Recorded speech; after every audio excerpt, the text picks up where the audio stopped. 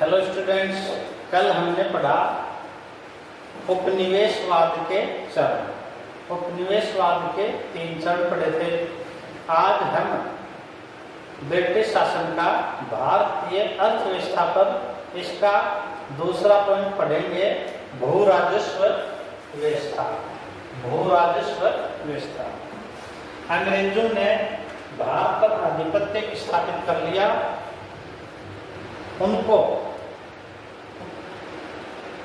उन्होंने किस तरह की जो भू राजस्व व्यवस्थाएं की, उन पर हम डिटेल से चर्चा करें।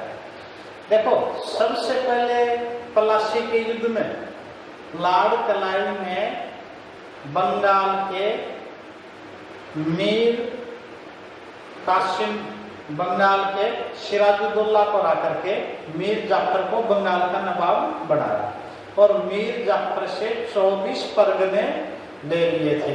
किसने? अंग्रेजों ने। तो यहाँ से अंग्रेजों के पास भू राजस्व मिलना प्रारंभ होता है। इसके बाद में 1760 में बंगाल का नवाब मीर कासिम, अंग्रेजों ने इन्हें बनाया और इनसे वर्धमान, मिदनापुर, चटगांव ये 3 जिले और ले लिए। इनका भू राजस्व भी अंग्रेजों को मिल गया।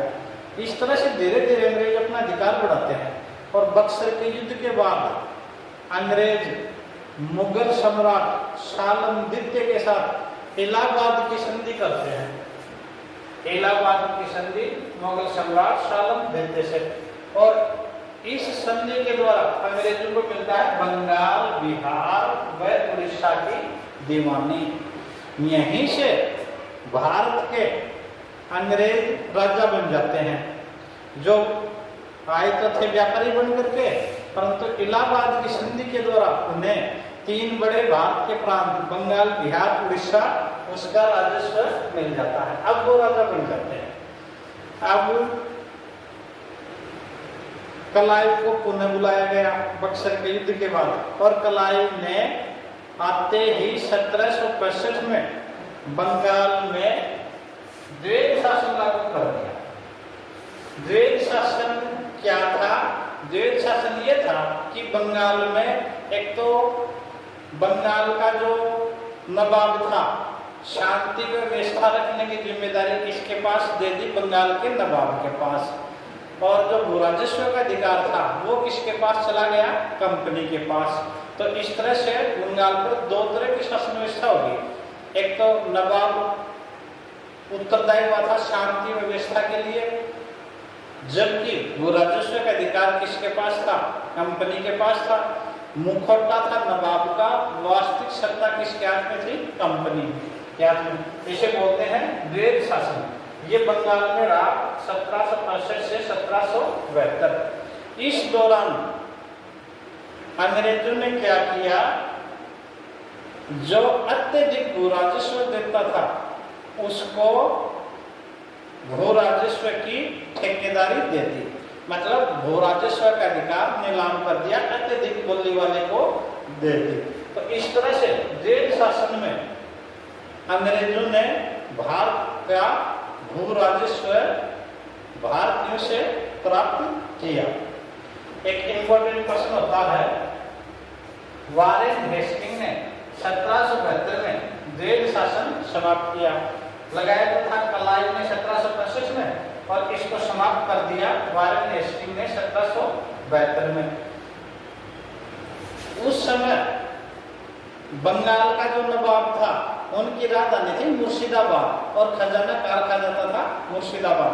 परंतु 1772 में कंपनी भू राजस्व अपने पास रखना चाहती थी, तो और उसने स्वयं भू राजस्व लेने का निर्णय लिया। तो इसके लिए 1772 में अंग्रेजों ने केंद्रीय खजाना जो मुर्शिदाबाद था उसको कहाँ ले आया गया? कोलकाता ले आया गया। और 1786 में रेवेन्यू बोर्ड की स्थापना की गई। किस तरह से भू राजस्व ले, ये हुई थी अंग्रेजों की प्रारंभिक भू राजस्व व्यवस्था। अब देखो, भारत में भू राजस्व लेने के लिए अंग्रेजों की 3 भू राजस्व नीतियां थी जो इम्पोर्टेंट है। सबसे पहली थी स्थायी बंदोबस्त। पहली स्थायी बंदोबस्त थी। दूसरी जो उनकी योजना थी वो रेतवाड़ी थी। आगे पढ़ेंगे हम डिटेल से। रेतवाड़ी थी। तीसरी थी महालवाड़ी। ये 3 भू राजस्व व्यवस्थाएं थी। इन तीनों की तुलनात्मक रूप से हम तुलना करें तो सबसे अच्छी थी स्थायी बंदोबस्त। अब पहला वेरी वेरी इंपॉर्टेंट स्थायी बंदोबस्त खूब इंपॉर्टेंट है। ध्यान से सुनेंगे, याद भी करेंगे। देखो स्थायी बंदोबस्त क्या था, जमींदारी प्रथा क्या थी, इष्टमुरारी बंदोबस्त क्या था। सुने, यदि सरल भाषा में चर्चा करें, अंग्रेजों ने भारत पर अधिकार कर दिया और बंगाल, बिहार, उड़ीसा की उन्हें राजस्व अधिकार मिल गया। ये भूमि है, इस भूमि पर कितना हिस्सा किसान का हो और कितना हिस्सा सरकार का हो। किसान जो हिस्सा सरकार को देते थे वो कहलाता था भू लगान या भू राजस्व व्यवस्था।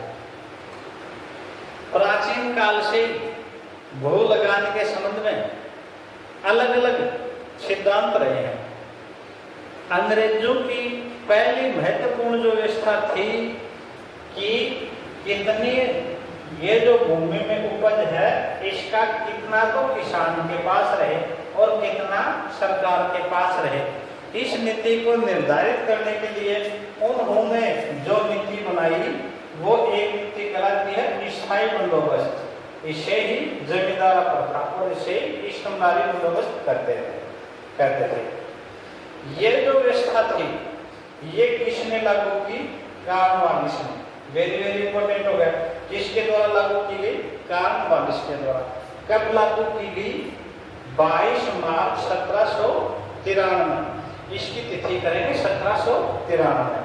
मैं आपको एक बात और बता देता हूँ कि ये व्यवस्था कॉर्नवालिस ने 1790 में शुरू की थी। कब थी? 1790। और ये 10 वर्षीय थी। 10 वर्षीय व्यवस्था। अभी चर्चा करेंगे व्यवस्था क्या थी। पहले हम इसका इतिहास कर रहे हैं। 10 वर्षीय थी। इसको वहां ब्रिटेन से अनुमति मिलने पर स्थायी कर दिया गया। और स्थायी कब किया? 22 मार्च 1793 में। आपके सामने प्रश्न होगा स्थायी बंदोबस्त लागू करने वाला कौन था? कॉर्नवालिस। कब लागू की? जब स्थायी शब्द आ जाए तब आप कब करोगे? 22 मार्च 1793 में। हालांकि इसको प्रारंभ कॉर्नवालिस ने 1790 में 10 वर्ष के लिए कर दिया था।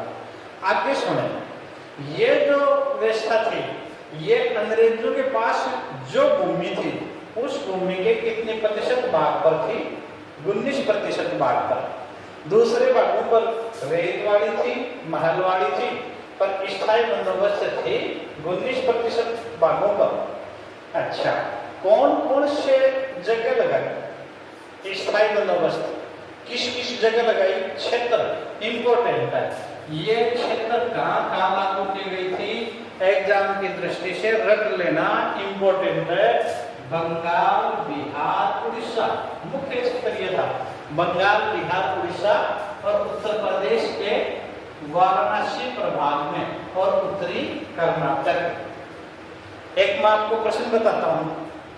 कॉर्नवालिस के द्वारा लगाया गया स्थायी बंदोबस्त निम्नलिखित में से किस क्षेत्र में नहीं था? ऑप्शन सुने। पहले ऑप्शन में बंगाल, दूसरे में बिहार, तीसरे में उड़ीसा और चौथे में मुंबई या उस समय की बंबई। तो कौन से में नहीं थी? बंबई में नहीं थी। कहाँ थी? बंगाल, बिहार, उड़ीसा, उत्तर प्रदेश के वाराणसी प्रभाग और उत्तरी कर्नाटक में। देखो, इस व्यवस्था को लागू करने वाले 2 भू राजस्व अधिकारी थे। कौन कौन से? जेम्स ग्रांट और दूसरा था जॉन शॉ। इनका बड़ा योगदान रहता है भू राजस्व अधिकारियों का। ये इनके अलग अलग मतभेद थे। ये जो इस जमींदारी व्यवस्था में एक जो भूमि एक नया वर्ग बनाया था जमींदार। नया वर्ग कौन था? जमींदार। जमींदार के अधिकारों को लेकर के इन दोनों राजस्व अधिकारियों में विरोध था। ये जो जेम्स ग्रांट कहते थे कि जमींदारों को केवल संग्रहकर्ता के रूप में ही रखा जाए। ये क्या करते थे? जमींदार को संग्रहकर्ता भू राजस्व का संग्रहकर्ता हो जमींदार। और ये किसका मत था? जेम्स ग्रांट का। दूसरा जो अधिकारी है जॉन शॉ। ये जॉन शॉ क्या करे थे कि इस जमींदार को भूमि का मालिक भी बनाया जाए। जमींदार को भूमि का मालिक भी बनाया जाए। कॉर्नवालिस जो ब्रिटेन का था स्वयं एक जमींदार वर्ग में आता था। तो कॉर्नवालिस ने जॉन शॉ के विचारों को माना और जमींदार को भूमि का स्वामी माना गया। तो एक अच्छा प्रश्न है, स्थायी बंदोबस्त में भूमि का स्वामी किसे माना गया? जमींदार को। अब देखो और क्या किया इस व्यवस्था में? कॉर्नवालिस ने जमींदार को भूमि का स्वामी मान लिया गया। इस जमींदार के अधीन जो किसान थे उन किसानों की भू राजस्व तय कर दिया। उनका ये तय कर दिया आपके पास इतनी बीघा भूमि है, इतनी बीघा में आपको इतना भू राजस्व देना होगा। इन्होंने इनके आंकड़े ज्ञात कर लिए और कॉर्नवालिस ने जमींदारों को भूमि का स्वामी मानते हुए कि जिस क्षेत्र से या इनका एरिया बांट दिया गया, जिस क्षेत्र से आप भू राजस्व ले उसका 1/11 भाग जमींदार के पास होगा तथा शेष 10/11 भाग कंपनी के भू राजस्व में जमा कराना पड़ेगा। तो ये थी हमारी जमींदारी प्रथा। अब देखो अंग्रेजों को क्या लाभ हुआ? इसको अंग्रेजों को कंपनी की आय निश्चित हो गई। दूसरा फिक्स हो गया कि इतना हमारे पास क्षेत्र है, इतने जमींदार हैं, उसके पास इतने किसान हैं। तो कंपनी को किसानों से और जमींदारों से तय कर दिया गया था इतना भू राजस्व मिलेगा। तो कंपनी की आय निश्चित थी, हमें इस वर्ष इतना भू राजस्व आना है। दूसरा जमींदार के रूप में कंपनी को वफादार वर्ग मिला। ये जो वफादार जमींदार अब अंग्रेजों के भगत हो गए। एक बात और सोचें, जमींदार का तो पद ही अंग्रेजों ने बनाया था, अंग्रेजों ने उन्हें अधिकार था। यदि अंग्रेज हैं तभी उनका अस्तित्व है। तो एक जो नया वर्ग मिला ब्रिटिश सरकार को, कौन सा? जमींदार के रूप में। 1857 की जब क्रांति हुई तो ये जो जमींदार वर्ग था ये अंग्रेजों के साथ था। अच्छा, किसानों को लाभ, किसानों को क्या लाभ हुआ? इससे किसानों को ये लाभ हुआ कि ये किसान की भूमि है और इसका भू राजस्व स्थायी कर दिया। इसीलिए स्थायी बंदोबस्त कहते हैं। किसान को इतनी बीघा भूमि में इतना भू राजस्व जमा कराना पड़ेगा। अच्छा, किसान को भू राजस्व निश्चित हो गया। अब वो अपनी मेहनत करके, संसाधन बढ़ा करके यदि अधिक उपज उत्पन्न करता तो वो उपज किसकी होती? किसान की। तो इसलिए किसानों के लिए भी ये योजना लाभदायक थी। किसानों का भू राजस्व निश्चित हो जाने पर वह कृषि में रुचि लेकर अधिक मेहनत कर कृषि उपज बढ़ा सकता था। ये जो अंग्रेजों की व्यवस्था थी, इसके बारे में रमेश चंद्र दत्त और राजा राम मोहन राय ने भी समर्थन किया था। देखे, ये वैसे बहुत बढ़िया व्यवस्था नहीं थी, किसानों पर भू राजस्व की दर अधिक लगाई थी, इसमें भी किसानों का शोषण किया था। परंतु अन्य जो व्यवस्थाएं थी भू राजस्व, जैसे रेतवाड़ी, महालवाड़ी, ठेकेदारी प्रथा, यदि तुलनात्मक हम करें तो तुलना की दृष्टि से अन्य सब व्यवस्थाओं में सबसे अच्छी कौन सी थी? स्थायी बंदोबस्त। इसीलिए रमेश चंद्र दत्त तथा राजा राम मोहन राय ने कहा है कि उनकी जितनी भी भू राजस्व व्यवस्था है उनमें यही सबसे अच्छी है, इसका समर्थन किया था। पर इसका दुष्परिणाम भी हुआ। दुष्परिणाम क्या हुआ? सुनेंगे दुष्परिणाम। देखो, ये जमींदारी हो गई, जमींदार, भूमि जमींदारी, इसका मालिक हो गया जमींदार। अब ये बात की गई किसानों में, किसान इस पर भूमि करते थे, जो राजस्व देते थे अपने क्षेत्र के अनुसार। अब ये जमींदार क्या करता?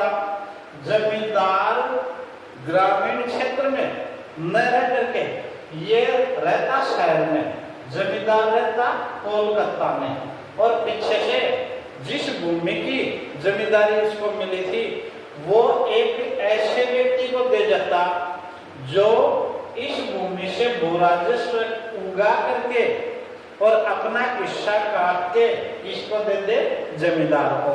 अब आप कल्पना करोगे, जमींदार रखा है कोलकाता में और ग्रामीण क्षेत्र की जो भूमि थी वो एक नए व्यक्ति को दे दिया। उस व्यक्ति ने क्या किया? उस व्यक्ति को इस जमींदार को धन देना था, तो उसने जो भू राजस्व दर निर्धारित की थी उससे अधिक किसानों से भू राजस्व लिया। और ये जो बिचौलिया जो वर्ग था, इसने किसानों पर तरह तरह के अत्याचार किए। तो सबसे बड़ा एक तो दुष्परिणाम ये था, बंगाल में अनुपस्थित भूस्वामी वर्ग पनपा, भूस्वामी जमींदार रहता था कोलकाता में, तो ये जो नए जो दलाल बने, इन्होंने किसानों का शोषण किया। और दूसरा इसका दुष्परिणाम था, ये अत्यधिक भूकर निर्धारित किया था। तो इस तरह से अंग्रेजों की ये पहली जो स्थायी बंदोबस्त था महत्वपूर्ण है। हम एक बार इसको पुनः दोहराते हैं। देखें, सबसे पहला प्रश्न, अंग्रेजों को बंगाल, बिहार, उड़ीसा की दीवानी कब मिली? इलाहाबाद की संधि से, मुगल सम्राट शाह आलम द्वितीय द्वारा। बंगाल में देश शासन कब से कब रहा? 1765 से 1772। देश शासन लागू किसने किया? कलाई ने। देश शासन समाप्त किसने किया? वारेन हेस्टिंग ने। कब किया? 1772 में। अगला, रेलवे बोर्ड की स्थापना कब की है? 1786। अब महत्वपूर्ण, स्थायी बंदोबस्त, जमींदारी प्रथा, किसके द्वारा लागू की गई? कार्नवालिस। कब की गई? 22 मार्च 1793। कौन अधिकारी था जो जमींदार को भूमि स्वामी मानना चाह रहा था? जॉन शॉ। इसी का समर्थन किसने किया? कार्नवालिस ने। कितने प्रतिशत भूमि पर लागू की गई? अंग्रेजों के अधीन जो भूमि थी उसके 19% पर। यह कौन कौन से क्षेत्र में थी? बंगाल, बिहार, उड़ीसा, उत्तर प्रदेश के वाणिज्य प्रभाग, उत्तरी कर्नाटक में। स्थायी बंदोबस्त में भूमि का स्वामी किसे माना गया? जमींदारों को। जमींदारों का हिस्सा कितना था? 1/11। कंपनी का कितना था? 10/11। कंपनी को कौन से दो फायदे हुए? भू राजस्व निश्चित हो गया और दूसरा एक जमींदार के रूप में उसको नया वर्ग मिल गया।